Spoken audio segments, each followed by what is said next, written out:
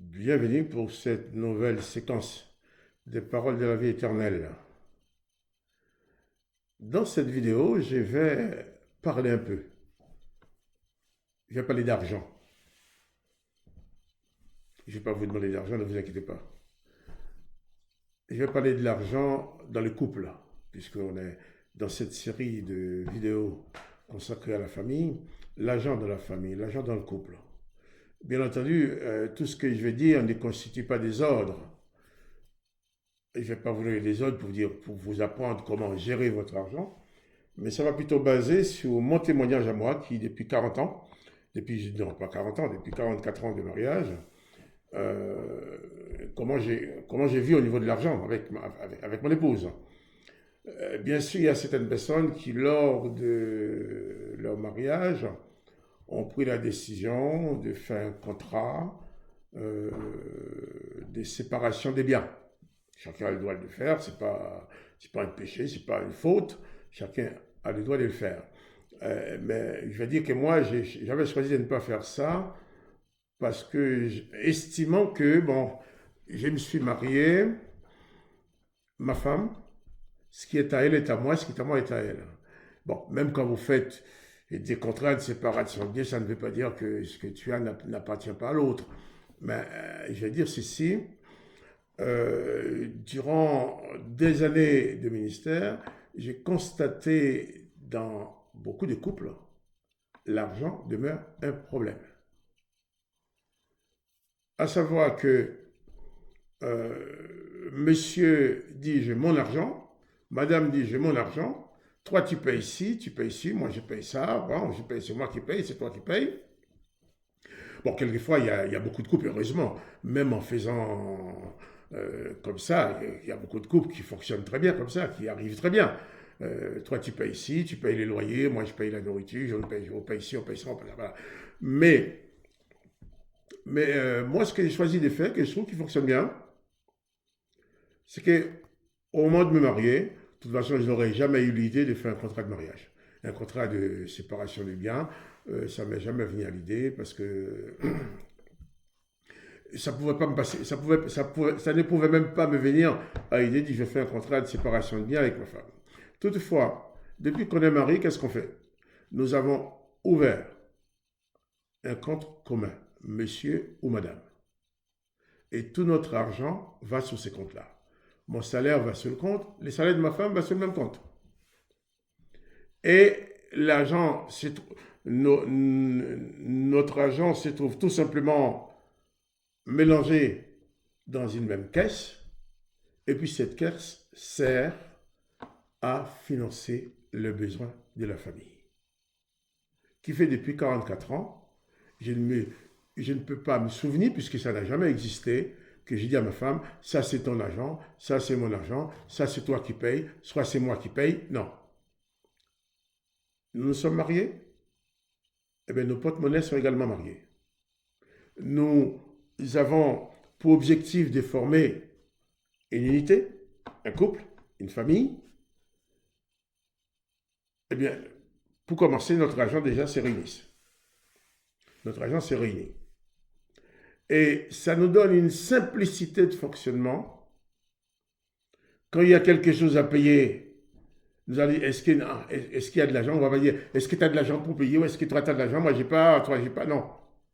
Nous n'avons jamais commis ça. Nous allons dire, est-ce qu'il y a de l'argent sur le compte pour financer telle ou telle chose? Et je vous assure, ça nous simplifie la vie dans la mesure. Je n'ai jamais à demander à ma femme, est-ce que tu as de l'argent pour payer telle chose? Ni ma femme, est-ce que tu as de l'argent? Non.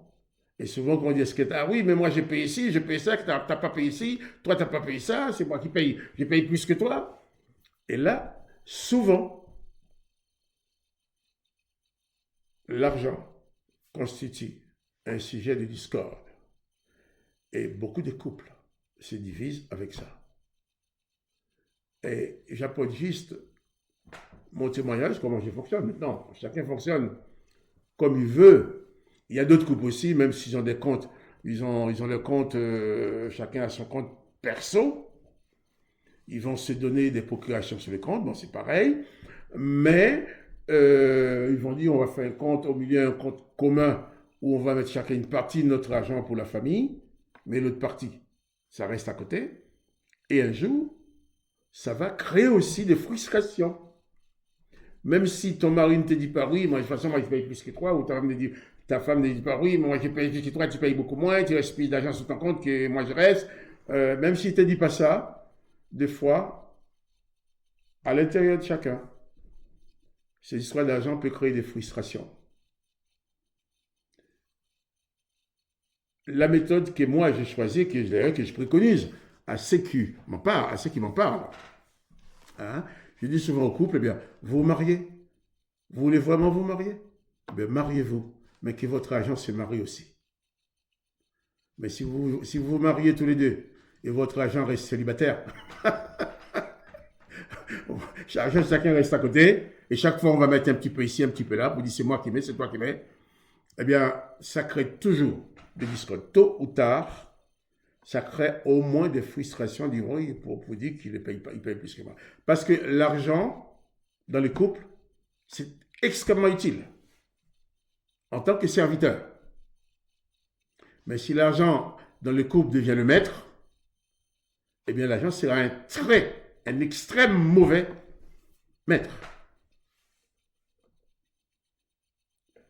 Ayez l'argent à votre service, mais ne vous placez pas au service de l'argent. L'argent doit être au service du couple. Mais chacun ne doit pas se trouver à défendre son argent, parce que moi, mon argent, c'est l'argent de ma femme. L'argent de ma femme, c'est mon argent. À la fin, on dit, dans mon couple, je ne me rappelle pas des moments où j'ai pu dire à ma femme mon argent, ou dire à ma femme, ou ma femme me dit son argent. Si même l'un de nous reçoit un héritage, eh bien, l'héritage, ça tombe directement dans la caisse. C'est l'argent de la famille. Ah, c'est mon héritage, ça vient de ma mère, ça vient de mon père. Non, il n'y a pas ça. Et je pense que je suis persuadé que si dans ton couple, dans votre couple, vous parvenez à aplanir ces problèmes et qu'il n'y a plus d'histoire mon argent, ton argent, ça va déjà détruire beaucoup de racines de malheur. Je dis bien de malheur, parce que l'argent dans le couple peut être source de malheur, source de discorde, source de frustration. Si même si ma femme gagne plus que moi, ou si moi je gagne plus que ma femme, ça n'a pas d'importance. Nous mettons l'argent dans la caisse et nous vivons avec cet argent-là. Voilà. L'argent de la famille, il faut qu'il soit l'argent de la famille, mais jamais l'argent de monsieur, l'argent de madame. Hein? Et ça, comme je dis, je donne mon témoignage, comment je fonctionne avec l'argent. Si je dois acheter quelque chose, si je vais acheter un kilo de pommes de terre, je vais demander à ma femme, est-ce que je vais acheter un kilo de pommes de terre? Ma femme, est-ce que je vais acheter ça? Mais si par exemple, nous allons acheter des meubles, nous allons engager des dépenses, eh bien, nous nous mettons ensemble, voilà. Et je crois qu'il faut que nous avons ça à acheter, nous nous mettons d'accord, voilà ce qu'on va acheter. Et autant que possible, nous essayons de voir les prix ensemble, disant, bon, si on achète, ça c'est trop cher pour nous, c'est moins cher, c'est trop cher pour nous, ou c'est où nous pouvons payer, mais nous nous engageons. Si même nous nous engageons à acheter quelque chose, comme beaucoup le font, moi je le fais aussi, achète telle chose à crédit qu'on va payer par mois, mais nous sommes d'accord là-dessus. Ma femme ne peut pas venir dire, ah, tu as acheté ça, c'est toi qui as acheté, moi je dis au courant. C'est toi qui as acheté, ou c'est pas mon affaire, ou c'est moi qui ai acheté, c'est pas ton affaire. Non. L'argent du couple, l'argent de monsieur, de madame, c'est l'argent de la famille, l'argent du couple. Ce n'est pas l'argent de monsieur ou de madame. Dès qu'on est marié, les porte-monnaies sont aussi mariés. Alors, j'espère que ce témoignage peut vous aider. Et si vous avez des questions à ce sujet, posez les questions sur les commentaires et je répondrai. Et n'oubliez pas de vous abonner si vous voulez continuer à recevoir la vidéo, comme ça à chaque fois qu'il y a une vidéo en ligne. tu recevras une lettre. Donc, que la grâce de Christ soit sur toi, soit sur le couple. Et à bientôt pour une nouvelle séquence des paroles de la vie éternelle. Soyez donc bénis dans votre couple.